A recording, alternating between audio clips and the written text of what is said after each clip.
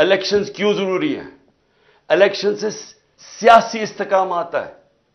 Election سے جب یہ پتا چلتا ہے کہ 5 سال تک گورنمنٹ آ گئی ہے تو اس کے اوپر اعتماد آ جاتا ہے. لوگ اگر سرمایہ کاری کرنی ہے تو وہ تب کریں گے جب ان کو نظر آئے کہ 5 سال تک ابھی گورنمنٹ بیٹھی ہے، پالیسیز یہ رہیں گی. لیکن اگر ان کو اعتماد ہی نہیں ہے، ان کو یہ نہیں پتا کہ اگلے مہینے کیا ہونا ہے، 3 مہینے کے بعد، 6 مہینے کے بعد کیا ہونا ہے، اکتوبر کے بعد کیا ہونا ہے، تو کون پیسہ، کیا سرمایہ کاری اندر پاکستان یا باہر سے کون کرے گا؟ تو یہ تو ایک بند گلی کے اندر پاکستان کو لے کے جا رہے ہیں، اور صرف اپنے مفادات کے لیے، الیکشن سے بھاگنے کے لیے. تو میں آخر میں اپنی ساری قوم کو آج یہ پیغام دینا چاہتا ہوں. دیکھیں، اگر یہ آئین سے پیچھے ہٹے اور یہ جو ابھی ہمیں ان کے نظر آ رہی ہے ان کی نیت، الیکشنز نہ کروانے کے لیے انہوں نے کوئی بھی کوشش کی، سپریم کورٹ کے فیصلے کے خلاف گئے، آئین کے خلاف گئے. ساری قوم کو میں آج کہہ رہا ہوں کہ ہم سب نکلیں گے. ابھی سے آپ اپنی تیاری کریں، کیونکہ اب اگر ہم نہ نکلے تو اور چھوڑے، اللہ معاف نہیں کرے گا ہمیں. کیونکہ اوپر والے کا حکم ہے کہ حق اور انصاف کے لیے کھڑے ہو. اللہ کا حکم ہے کہ آپ کے ملک میں انصاف ہوگا تو آزاد ہوں گے. دیکھیں، کیوں آزادی کے لیے جب انسان جدوجہد کرتا ہے اور وہ اس کی جان چلی جاتی ہے تو اس کو شہید کہتے ہیں. پیغمبروں کے بعد سب سے بڑا رتبہ شہید کا ہے. تو کتنی بڑی اللہ نے ہمارے پہ فرض کیا ہوا ہے کہ آپ انصاف کے لیے، اپنی آزادی کے لیے جدوجہد کریں، اور ہماری بہتری کے لیے اس نے کہا ہے. ہم اگر یہ جو ناانصافی کرنے جا رہے ہیں اور یہ جو کوشش کر رہے ہیں کہ دھمکیاں دے کے کسی نہ کسی طرح، سازشیں کر کے کسی نہ کسی طرح الیکشن سے نکلیں، اور اگر ہم نے ان کو کامیاب ہونے دیا تو نہ اللہ معاف کرے گا، نہ تاریخ ہمیں معاف کرے گی، نہ آپ کی آنے والی نسلیں آپ کو معاف کریں گی. کیونکہ انصاف ہے، آئین ہے تو انصاف ہے. کیونکہ آئین بتاتا ہے کون سے قانون پہ ملک چلتا ہے. قانون آپ کی بنیادی حقوق کی حفاظت کرتا ہے. قانون بتاتا ہے کہ پاکستان میں ملک میں چلنا کیسے ہے. تو جب اگر آئین ہی نہیں ہے تو پھر تو جنگل کا قانون ہے. پھر تو طاقتور فیصلہ کرے گا کہ کون سی آئین کی شک اس نے ماننی ہے اور کون سی اس نے مسترد کرنی ہے. پھر تو طاقتور کا قانون ہو گیا جو کہ جنگل کا قانون ہے. اس لیے میرے پاکستانیوں، آپ نے میری کال کی انتظار کرنی ہے. انہوں نے اگر آئین کے اوپر نہ چلے، میں آج آپ کو سب کو کہہ رہا ہوں، یہ آپ سب پہ فرض ہے.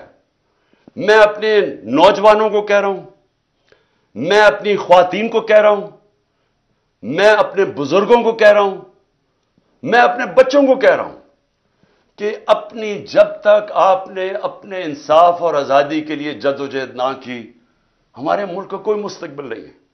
میں انشاءاللہ پوری آخر تک اپنے ملک کے آئین کے ساتھ کھڑا رہوں گا. کیونکہ میں پھر سے بتاؤں، میری جہاد آج سے 27 سال پہلے تھی انصاف کے لیے. اور میں آپ کو یہ بتا دوں کہ اس ملک کا صرف اب مستقبل ایک راستے پہ، صاف اور شفاف الیکشن ہو، ایک حکومت عوام کے مینڈیٹ سے آئے، عوام کے مینڈیٹ سے آ کے پھر وہ اصلاحات کرے جو ابھی تک پاکستان میں نہیں ہوئی. کیسے جوڈیشل ریفارمز ہوں، governance reforms, civil service reforms, ہماری گورنمنٹ کارپوریشن جو اتنا نقصان کر رہی ہیں ان کو ریفارم کریں. ہم رول آف لا قائم کریں، ہم سب کو طاقتور کو قانون کے نیچے لے کے آئیں. یہ سب سے بڑی ریفارم ہے. ہم ہر ریفارم کریں کہ ایک ملک میں لیول پلینگ فیلڈ ہو، انصاف کے سامنے سب ایک برابر ہوں. اور میں آپ کو یقین دلاتا ہوں کہ اسی کے بعد پاکستان اٹھے گا. اور وہ اٹھے گا کیسے؟ سب سے پہلے بیرون ملک پاکستان میں سرمایہ کاری کریں گے. 1 کروڑ بیرون ملک پاکستانی ہے. جو ان کے پاس ڈالرز ہیں، سارے پاکستان میں کم ڈالرز ہیں 22-23 کروڑ لوگوں کے، جو صرف 1 کروڑ لوگوں کے پاس ڈالرز ہیں. وہ لوگ جیسے پاکستان میں انویسٹمنٹ کریں گے، जिस वक्त वो पाकिस्तान में इन्वेस्टमेंट शुरू करेंगे, हमारा ये डॉलर का मसला हल हो जाएगा।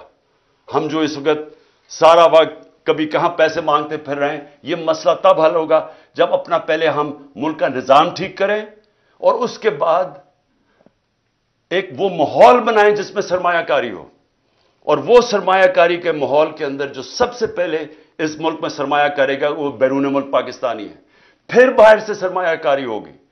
हिंदुस्तान और चाइना, ये दोनों जब इनकी जब तरक्की शुरू हुई थी तो सबसे पहले इन्होंने माहौल बनाया था कि इनके अपने लोग जो बाहर बैठे हुए थे, हिंदुस्तान से लोग बाहर, जो चाइना से लोग बाहर, पहले उन्होंने अपने मुल्क में सरमायाकारी की थी, फिर दुनिया से सरमायाकार आए थे। हमारा इस वक्त सबसे बड़ा मसला यह है कि 140 मुल्कों में से पाकिस्तान का रूल ऑफ लॉ यानी इंसाफ के निजाम में हम 129 हैं। जब हम 129 रहेंगे तो यहां सरमायाकारी कोई नहीं करने लगा। वही पाकिस्तानी जाके दुबई में प्रॉपर्टी ले लेते हैं, वही पाकिस्तानी बिजनेसेस दुबई में करते हैं, अमेरिका, इंग्लैंड, यूरोप चले जाते हैं। सिर्फ 20,000 पाकिस्तानियों ने दुबई में 10.4 अरब डॉलर की प्रॉपर्टी खरीदी हुई है। सिर्फ 20,000 पाकिस्तानियों ने 10.4 अरब डॉलर। आईएमएफ से हम 6 अरब डॉलर के पीछे अब हर चीज मानने के लिए तैयार है। और अमेरिका के अंदर सिर्फ 16,000 जो पाकिस्तानी अमेरिकन डॉक्टर्स हैं, उनकी नेटवर्थ 200 अरब डॉलर है। वहां लाखों पाकिस्तानी डॉक्टर्स हैं, अब पाकिस्तानी हैं, Pakistani American. 10 top Pakistani American businessman, उनकी वर्थ 25 अरब डॉलर है। तो हमारे मुल्क में अमीर हमारे पाकिस्तानी अमीर तरीन है, बाहर है पाकिस्तान से, यहां भी अमीर तरीन लोग हैं। लेकिन जब तक वो माहौल नहीं बनेगा सरमायाकारी का, पाकिस्तान में इन्वेस्टमेंट नहीं आएगी। और जब तक इन्वेस्टमेंट नहीं आएगी, हम इसी तरह फंसे रहेंगे। हम इसी तरह फंसे रहेंगे जो आज हम कभी कहां पैसे मांगते हैं और कभी किसी को से जाके भीख मांगते हैं और अपनी इज्जत भी खो बैठते हैं। खुददार मुल्क जो कि इलामा इकबाल की सोच थी, जो कायद आज़म हमारे खुददार लीडर थे, वो बनाने के लिए सबसे पहला कदम रूल ऑफ लॉ है, कानून की हुक्मरानी है।